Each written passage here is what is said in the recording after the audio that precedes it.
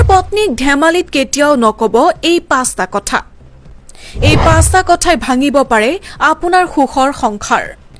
পতি পত্নীৰ মাজত কাজিয়া লাগিলেও নকব এই পাঁচটা কথা।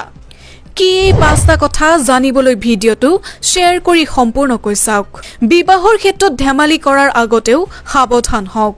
অৱশ্যে এই পাঁচটা কথাত পত্নীৰ লগত ধেমালি নকৰিব, সেই পাঁচটা কথা জানোৱা হওক।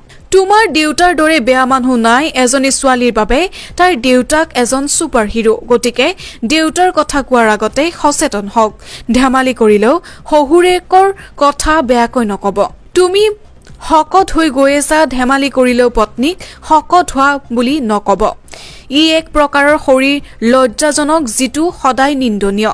পত্নীক যিমানেই নকওক কিয় মনত ৰাখিব, স্বামীৰ মুখৰ পৰা এনেধৰণৰ নিন্দা শুনাৰ পিছত প্ৰেমৰ বিশ্বাসো পত্নীৰ মনৰ পৰা নাইকিয়া হৈ যায়। তুমি বেছি বুজি পোৱা নেকি? এইখিনি কোৱাৰ পিছত দেখিব যে পত্নীৰ মুখখন গধুৰ হৈ পৰিছে।